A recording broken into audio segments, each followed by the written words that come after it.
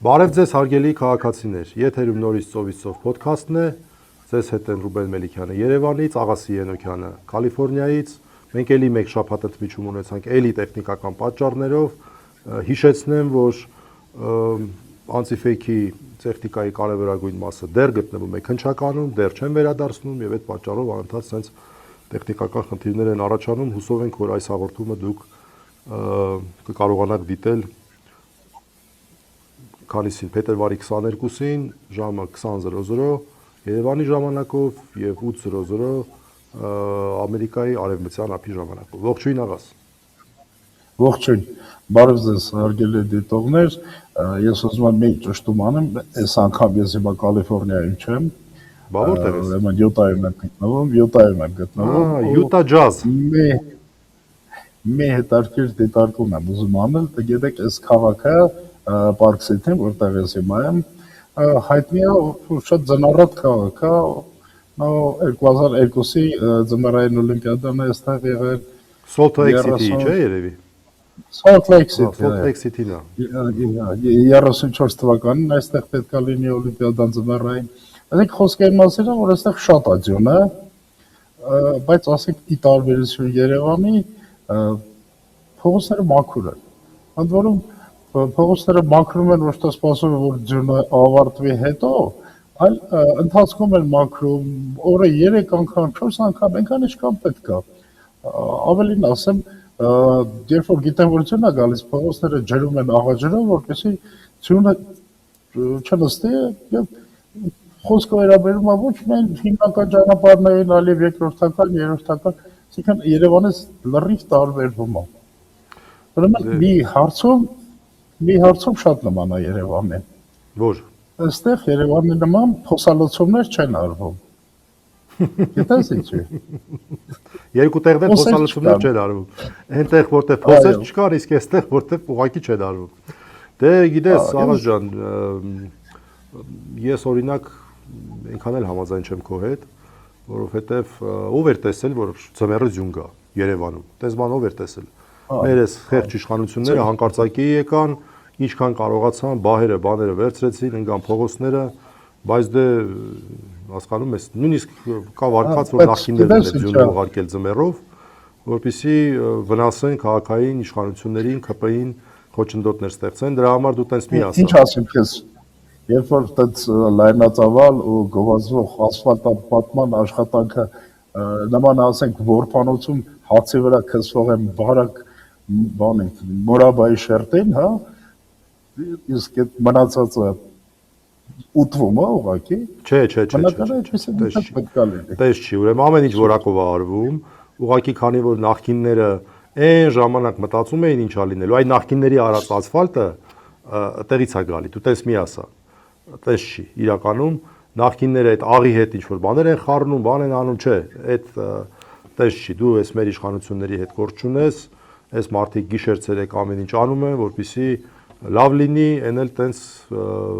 Յուտայից բանից մարդիկ բողոքում են, չէ, տենց չի։ Լավ, ուրեմն ես այն օրը Աչափնյակի մետրոյի շրջակայքում էի գտնվում, մի իդեալական մի վիճակ էր, դու չես պատկերացնում ինչ իդեալական վիճակ էր Աչափնյակի մետրոյի շրջակայքում հատկապես էլի։ Այդ ճակատամարտը տեղ է եղել Աչափնյակի մետրոյի մոտ է եղել։ Այդպես ճակատամարտներ են լինելու Աչափնյակի մետրոյի մոտ, մի խոսքով այդ մասով ես ուղղակի այն ասեմ, որ քանի որ այդ փոսերը շատ են եւ ես էլ նաեւ որպես վարորդ եմ ասում, այն տեքստերի ծավալը հիմա էլ մեծ парքի շրջան է, դե բայց ինչ անես, որոնք լավ քաղաքային իշխանությունների համապատասխան հարազատներին հիշողները շատ են, հատկապես փոսեր ընկնելուց հետո դա տենց, բայց լավով են հիշում, վատով չեն հիշում, լավով։ Լավ, արի Աչափնյակի ճակատամարտին ավելի ուշ անդրադառնանք, կարծում եմ հիմա արժի խոսել եպիսկոպոսատ ժողովի հետ հարուցած խոչընդոտներին եւ չնայած այդ խոչընդոտներին այն հանգամանքին, որ այնուամենայնիվ կայացավ այս ժողովը։ Այո, մենք ամեն դեպքում մեր 2 շաբաթ առաջվա հաղորդման ժամանակ կարծեմ դրան անդրադարձ կատարել ենք եւ նշում ենք, որ Իշխանությունները վստահաբար ամեն ինչ անելու են, որ վեհապար հայրապետը չկարողանա մեկնել եւ այդպես էլ տեղի ունեցավ հենց շաբաթ օրը առավոտյան կեսօրին ավելի ճիշտ այդ կողմերը իրենց ոտքով եկան եւ մի աննախադեպ, մի խայտառակ, մի սահմռկեցուցիչ բան տեղի ունեցավ ամենայն հայոց հայրապետին դրեցին մեղադրյալի աթոռին։ Սա ուղղակի խայտառակություն կոչելը, այլանդակություն կոչելը ուղղակի քիչ կլինի, որովհետեւ նման բան ուղղակի չի եղել։ Այն ժամանակ, երբ որ իրավական պետության արժեքները ձևավորվեցին, նման բան ուղղակի գոյություն չի ունեցել։ Եվ ես չգիտեմ որևէ այլ պետությունում ավանդական եկեղեցու առաջնորդին նման։ Այն էլ ինչի համար, այն բանի համար, որ մարդը օգտվել է իր կանոնական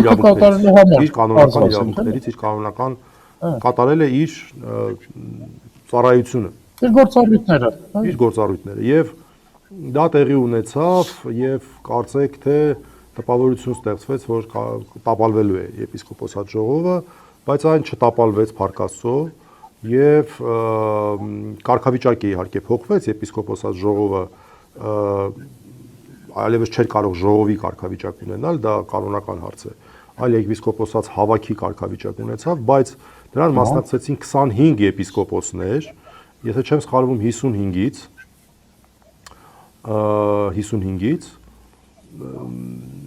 եւ այդ թվում նաեւ ստեղ շատ կարեւոր է ոչ միայն մայր աթոռից, այլև մեր 4 նվիրապետական աթոռներից մյուս երկուսից, այսինքն Երուսաղեմի պատրիարքությունից եւ Կոնստանտինոպոլսի պատրիարքությունից երկու աթոռներն էլ ուղարկել էին ներկայացուցիչներ, ճիշտ է պատրիարքները չէին ժամանել, որովհետեւ ամենայն հայոց կաթողիկոսիներ արգելված ժամանել, դրանք պետք է ժամանեին, ուղղակի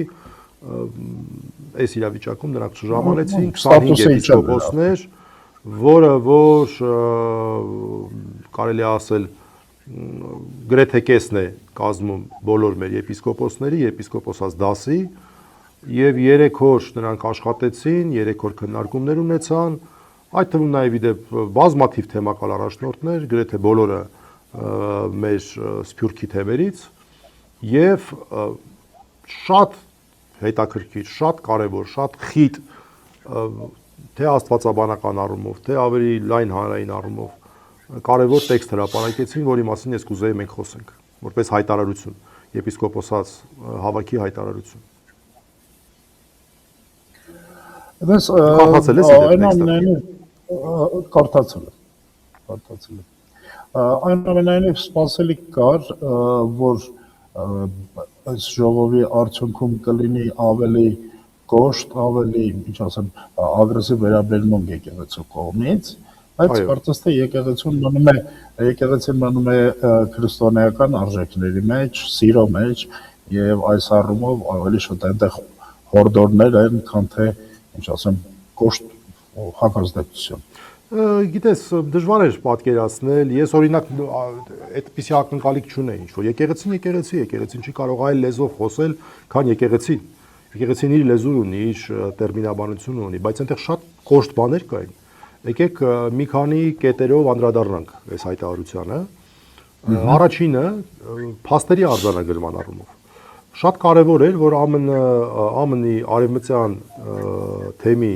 առաջնորդը, որը մասնակցում էր այս ժողովին, Հովնան Սրբազանը, այն մարդը միացել էր 10-ի հայտարարությանը։ Հովնան Սրբազանը 10 եպիսկոպոսների հայտարարությանը այսպես կոչված բարենորոգման վերաբերյալ, որոնց Միքայել Սրբազանը հայտարարեց, անվանեց տիրադավներ եւ այդ նրանց կպավ, այսպես ասենք, որովհետեւ շատ դիպուկ էր։ Այդ տիրադավների Միքայել Սրբազանի տերմինաբանությամբ այդ 10 եպիսկոպոսներից մեկն էր եւ մասնակցեց ժողովին հայտարարությանը միացավ։ Այո, հայտարարությանը միացավ ամբողջությամբ, սա արդեն նշան է, որ այդ բարենորոգման կոչվող շարժումը մեղմ ասած լավ վիճակում չէ։ Որովհետև Հովնան Սրբազանը ամենավերջիններից մեկը չէր այդտեղ։ Նա կարևոր դերակատարում ուներ։ Նա կարևոր դերակատարում ուներ եւ եթե չեմ սխալվում, մեկ անձի հետ եմ, որ կարող է այդպես չլինել, նա ամենաավագ հոգևորականներ է այդտեղ։ Իր եպիսկոպոսական ուրեմն ձեռնադրությունը կարծեմ ամենավաղն է եղել, այսինքն ինքը ավագություն ուներ այդ 10-ի մեջ։ Ահա։ Եվ ինչ արձանագրվեց այդ եպիսկոպոսած հավաքի հայտարարության մեջ։ Առաջինը նշվեց 8 թիվը, այսինքն կոչ էր հնչում 8 եպիսկոպոսներին։ Դա ինչ է նշանակում, Հովնան Սրբազանը դուրս է, էլ 10-ի մեջ չի, եւ շատ կարեւոր է, դա նշանակում է նախկին Գևորգ Սրբազանի, ներկայումս Ոմն Արմանի կարգալուծության ճանաչում։ Սա կարևոր է շատ։ Ինձ համար որտեվ հարց էր առաջացել, թե ինչու 8։ 9-ը էլի հասկանալի է, հա։ Որովհետև շատ ուղիղ էր այստեղ։ 8 եպիսկոպոսներին ուղղված կոչը նշանակում է առաջին այնտեղ չի Հովնան Սրբազանը եւ երկրորդ Արմանը եպիսկոպոս չի։ Դա շատ ուղիղ է։ Սա մեկ։ Երկրորդ, չէ, սա երկու, այսինքն առաջինը Հովնան Սրբազանի հանգամանքը, երկրորդը Արմանի հանգամանքը, երրորդ շատ կարևոր է, այդտեղ խոսվում է հերձվածի մասին։ Այսինքն արդեն բարձրաձայն խոսվում է նրա մասին, որ եթե այս շարժումը, այսպես ասած, Նիկոլ Փաշինյանի կողմից իրականացվող եւ մարիոնետի կարգավիճակով այդ մի քանի հոգեվորականներ, որ տենց անունը դրած է, որ իրանք են այս ամեն ինչը իրականացնում, այս շարժումը եթե շարունակվի ծավալվել, դա արդեն կարող է հայտարարվել եւ հռչակվել որպես հերձված։ Հերձված։ Այո, իսկ սա շատ կարեւոր է։ Սա շատ կարեւոր է, որ եպիսկոպոսած հավաքը այդ ոնց ասեմ, սա կարելի է դիտել որպես շատ մեղմ ձևակերպումներով, բայց իր խորքի եւ բովանդակության մեջ շատ հստակ ազդակ, որ ժողովուրդ դուք արդեն գնում եք դեպի հերձված։ Իսկ դա լուրջ հոգեվոր հետևանքներով է հղի։ Այսինքն նրանց այլևս չի կարելի համարել, թե նրանք ներկայացնում են հայ առաքելական եկեղեցին։ Մի ինչ որ ուրիշ ես ուշադրություն եմ ուզում հրավիրել, որ բոլոր այն կարգալուծությունների տնօրինությունները, որոնք որ հրապարակվում են, այն կարող են մեր քաղաքացիները նաև բացել նայել մայրաթորի, խոսքը ոչ միայն վերջի շրջանին է վերաբերում, առհասարակ մեր եկեղեցու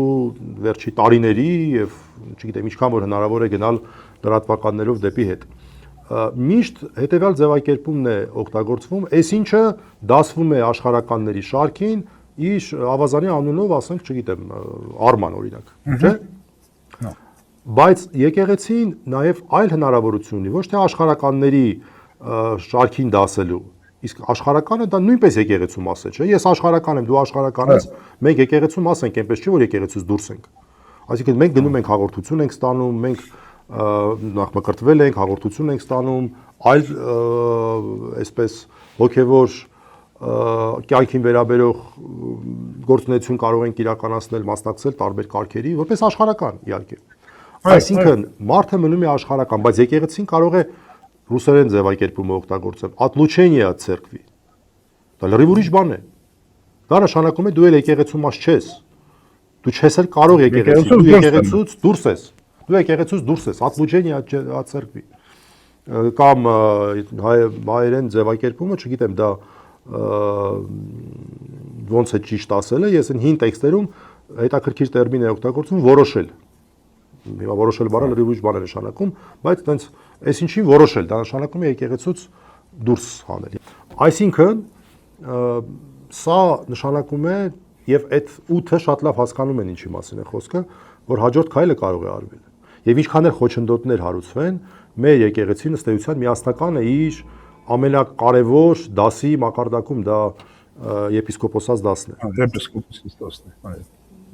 Հիմա եթե հաշվում ենք, իրականում այդ ուրեմն 6 գումարած 4 գումարած վեհապար հայրապետը 11, այդ 25-ին կարող ենք գումարենք 11, եղավ 37։ Չէ՞։ Եվ մնացածները, եթե չեմ սխալվում, այն 8-ին էլ որ գումարում ենք եղավ 45, այն մնացածները, եթե չեմ սխալվում, հանգստի կոչված եպիսկոպոսներ, այնտեղ շատ քիչ մարդ կա, որ այսպես չի մասնակցել, շատ քիչ մարդ կա, որ չի մասնակցել։ Կարճ ասած, սա շատ կարևոր հայտարարություն էր եւ ես մի բան եմ ուզում ընդգծեմ, սա նաեւ ցույց էր տալի մի կարևոր գաղափարական հարց, որ ինչի մասին են խոսում, այսինքն տողատակերով են հիմնականում խոսում, երբեմն են ուղիղ խոսում, բայց որ եկեղեցին ինչ գործ ունի ազգային հարցերի հետ։ Երևի լսել ես, չէ՞, այսպիսի տեքստեր։ Սա քրիստոնեական է եւ այլն, սա չեմ ուզում երկար խոսել դրա մասին, որ մեր եկեղեցին հենց իր գոյության առաջին դարից սկսած շատ լավ բանաձև է ձևակերպել եւ մինչեւ հիմա այդ բանաձևի ներքո է գործում, դա վասն հավատով, վասն հայրենյաց։ Այսինքն հավատքը եւ հայրենիքը ազգային հարցերը եւ հոգեփրկչական հարցերը դրանք ոչ թե չի կարելի հակադրել, այլ դրանք համադրության մեջ են։ Սա է մեր եկեղեցու դիմագիծը։ Այդպես ես մի հետաքրքիր բան թե, այսինքն հետաքրքիր չէ, անհետ ավելի շուտ իշխանական ռոպագանդայի կողմից առաջ քաշվող թեզ, հիմա չեմ կարող ասել թե ով է ասում, թե մեր եկեղեցին ինչ գործ ունի Հայաստանից դուրս։ Եթե դա ազգային եկեղեցի է, ուրեմն ազգայինը պետք է վերաբերվի մեր ազգային պետությանը։ Նրանք ովքեր որ այս պետությունից դուրս են, կապ չունեն մեր հետ։ Այսինքն մեր եկեղեցին պետք է լինի միայն Հայաստանի սահմաններ, բայց դե հենց այդ է անհեթեթություն, որ ախր դա է իրանց նպատակը, իրանց ի վերջո նպատակը էս իրանց բարենորոգություն կոչված էս չարենորոգության ծրագրի, իրականում չարենորոգության ծրագրի, ես պատկերացնում եմ Հայաստանյա, այսինքն հայ առաքելական եկեղեցին պարփակել Հայաստանի սահմաններով։ Սա եմ ես տեսնում։ Եվ եթե դու հիշում ես ռուսական այդպիսի փորձ կա, այսպես կոչված ռուսская церковь в зарубежье, չէ՞, այդպես էր կոչվում։ Այո, հիշում ես այդպիսի բան կար։ Եվ բոլշևիկներ, սա բոլշևիկյան մոտեցում։ Սովետական տարիներին, հա։ Այո, եւ սա բոլշևիկյան մոտեցում, այն ինչ որ անում են նիկոլականները, սա բոլշևիկյան մոտեցում է, որովհետեւ նիկոլականների արածը ժամանակին արել էին բոլշևիկները ռուս եկեղեցու մասով, Փառք Աստծո հայ եկեղեցու մասով չեն կարողացել անել կամ չեն արել կամ չգիտեմ ոնց է ստացվել, բայց ռուս եկեղեցին ուրեմն պարփակված էր միայն Ռուսաստանի տարածքով եւ մի հատ առանձին եկեղեցի էր կոչվում Ռուսская церковь Зарубежья, որը միայն վերջի տարիներին վերամիավորվեցին։ Միայն վերջի տարիներին վերամիավորվեցին։ Հիմա իրանց ուզածը այդ է։ Եվ այդ մտքերը ուղղակի անհեթեթ են, որովհետև հայ առաքելական Սուրբ եկեղեցու հավատավորները դա ոչ թե Հայաստանի քաղաքացիներն են, այլ հայ առաքելականներն են։ Հայ առաքելականներն են, որոնք կարող են բնակվել Հայաստանում, կարող են բնակվել արտասահմանում եւ իդեպ բնակվում են ավելի շատ արտասահմանում, քան Հայաստանում։ Դա է փաստը։ Եվ ես ասենք ես շատերին գիտեմ, որոնք որ ազգությամբ հայ չեն, բայց հայ առաքելական եկեղեցու ուրեմն հավատացյալներ են, այցելում են պատարակների։ Այո, ասում են տարբեր կարգերի։ Այո, դա էլ իր հերթին, բայց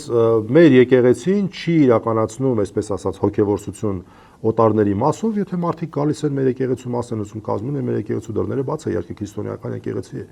Եվ այստեղ է շատ կարևոր է այդ եպիսկոպոսած հավաքի տեքստում, այդ շատ կարևոր է այդ գիծը անցնում էր, որ չփորձեք մեր եկեղեցին ապա հայկականացնել։ Սա թե հոգեփրկչական եւ թե ազգային այսպես գործառույթ իրականացնող կառույց է հայ առաքելական եկեղեցի։ Նորից ասեմ, դա նորություն չէ, դա հենց առաջին դարից է եղել։ Այդ վասն հավատո, վասն հայրենյաց լոզունգը նույնիսկ ոչ թե 5-րդ դարի, այլ 4-րդ դարի այսպես արգասիկ է։ Շատերս կարծում ենք դա 451 Վարդանանք, չէ, ավելի շուտ է եղել։ Դեռ 4-րդ դարում է, որ մենք մեր սպարապետներից մեկին Վաչե Մամիկոնյանին սրբացրել են, սրբադասել են, դա եղել է Վրթանես կաթողիկոսի օրոք, այսինքն Գրիգոր Լուսավորչի թոռան, արդեն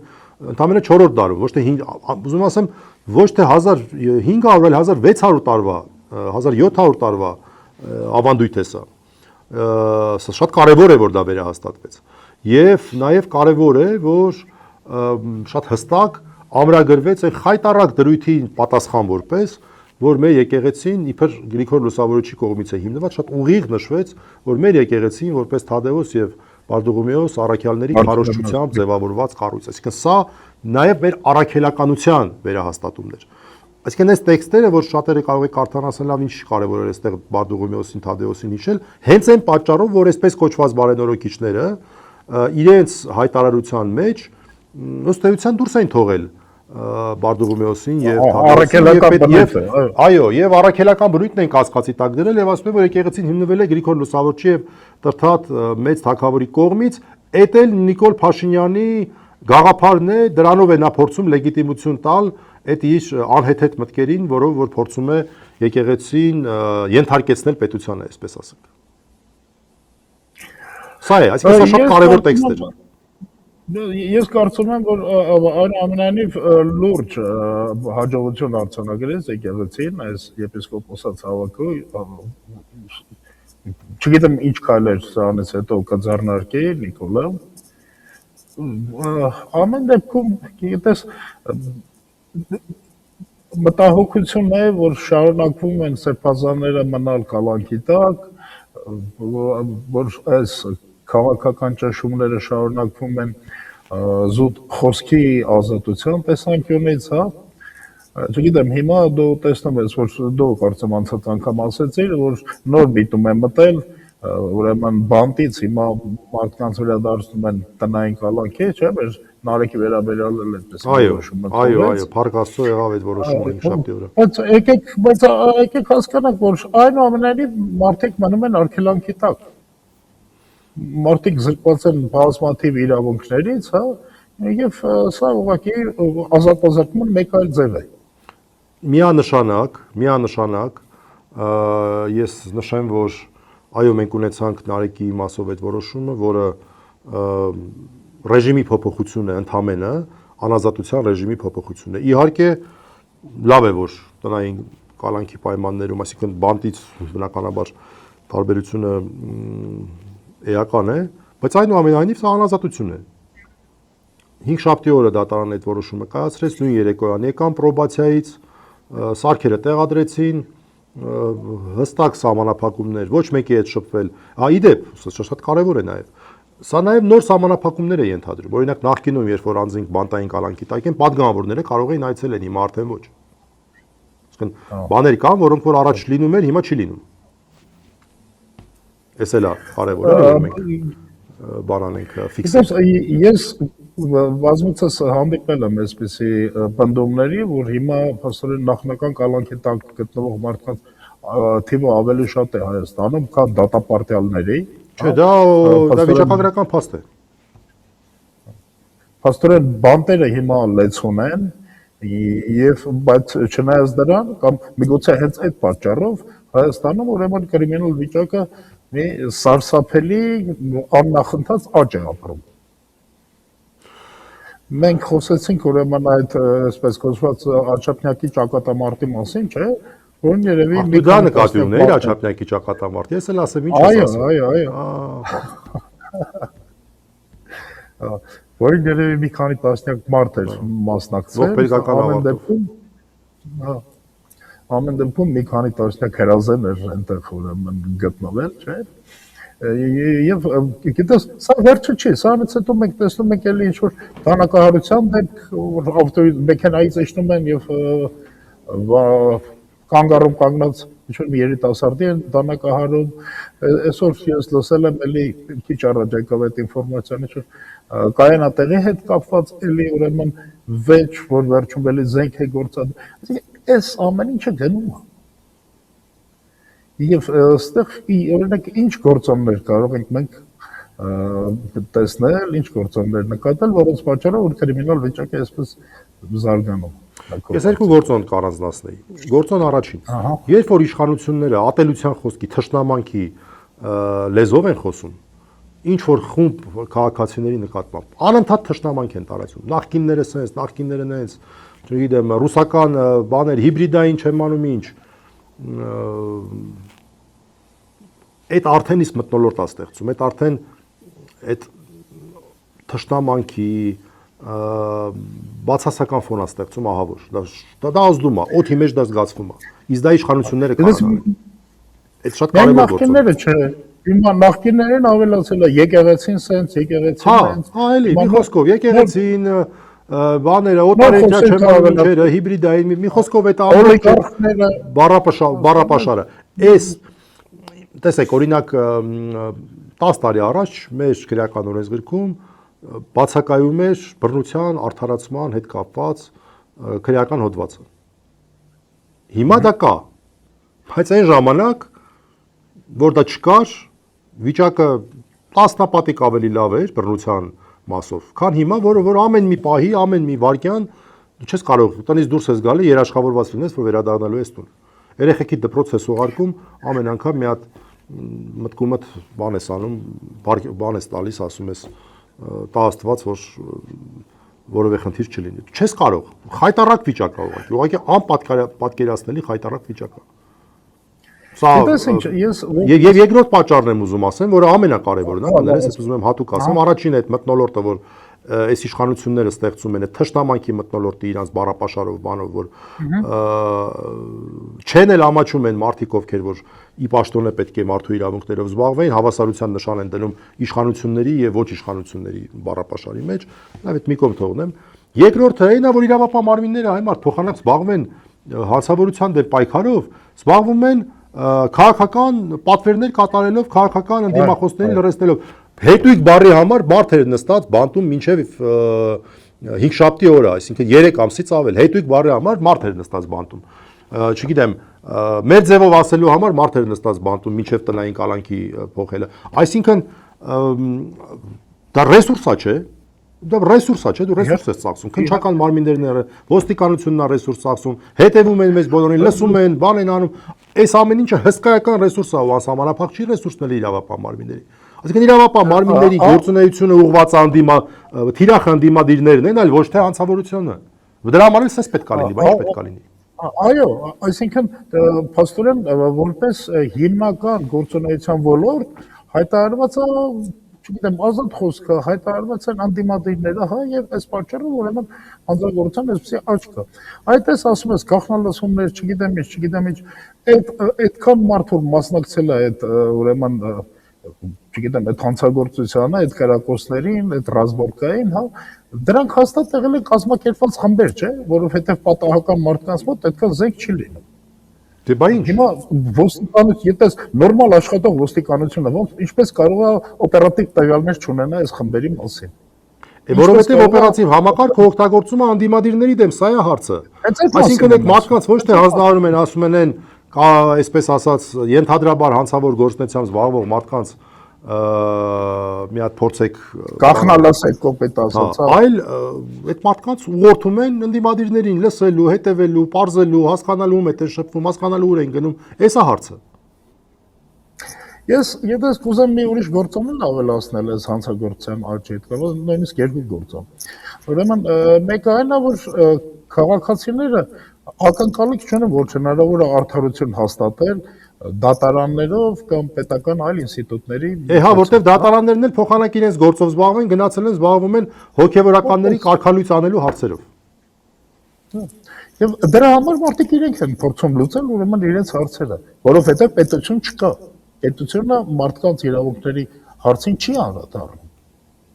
Պետությունը միայն այս իշխանության պահպանման խնդրին է անդրադառնում։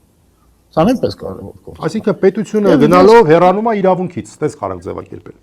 Այո, եւ ես ճիշտ ասած կասկած ունեմ, որ առանձնապես կրիմինալին չեն ուզում նեղացնել, որովհետեւ կրիմինալը պետք է իշխանություններին պետք կգա ընտրությունների ժամանակ։ Եվ այս առումով ուրեմն ավելի հարմար է դնել ընդդիմադիրներին փակել, գիտեմ, ազատ խոսքը ճնշել, իսկ կրիմինալը թող մնա, տեսնենք թե ընտրությունների ժամանակ նրանք ինչ դասովկեք կարող են անել։ Սա ուղղակի կասկած է այստեղ։ Դրիվ համաձայն եմ, այս հարցը իհարկե շատ ծանր հարց է եւ իրականում գնալով մենք մեր մաշկի վրա ենք այս ամեն ինչը զգում։ Ես մարդիկ գիտեմ, որ ուղղակի մոտակայքում են գտնվել եւ ոչ մեկ երաշխավորված չէր, որ ինչ որ մի բան պատահական, որ ինչ որ մի գնդակ իրաց չէր կպնելու։ Շատ լավ, այսօրվա զրույցը երևի այսքանով սահմանափակենք, հիշեցնենք, որ 5 շաբթի օրը մեր Նարեկի խափաման միջոցը փոխվեց տնային կալանքի, նա մնում է կալանքի տակ, բայց ռեժիմը փոխվեց, ոչ թե բանտում, այլ տանն է լինելու կալանքի մեջ, ամենախիստ սահմանափակումներով, ել ավելի խիստ քան նախկինում էր, օրինակ պատգամավորների հետ շփման հնարավորություն չկա։ Երկու շաբթի օրը մեր Վազգենի վերաքննիչ դատարանի կողմից որոշման հայտարարման օրն է, հույս ունենանք, որ Վազգենը նույնպես իր ռեժիմում փոփոխություն կլինի, դրական որոշում կլինի, եթե ոչ ամբողջությամբ, ապա գոնե մասնակի դրական որոշում կլինի Վազգենի մասով եւս, եւ նշենք նաեւ, որ միևնույն ժամանակ շարունակում են բանտերում մնալ մեր երկու տասնյակ արքեպիսկոպոսները Բագրատ Սրբազանը եւ ուրեմն Արշակ Սրբազանը, Վահագն Չախալյանն է շարունակում բանտում մնալ, քաղաքական գործիչ հայրենիք կուսակցության այո Խաչիկ Գալստյանը, Աշոտ Երկաթը, Աշոտ Մինասյանն է անազատության բանտում գտնվում եւ Հայաստանում շարունակում են բանտերում գտնվել քաղբանտարկյալներ, բայց նրանց մի մասը նաեւ անազատության մեջ է տնային պայմաններում, որը նույնպես քաղբանտարկյալ է, ընդամենը կրման պայմաններն են ուրիշ։ Այո։ Այսքանը, շնորհակալություն, մինչ նոր հանդիպում։ Ստեսություն։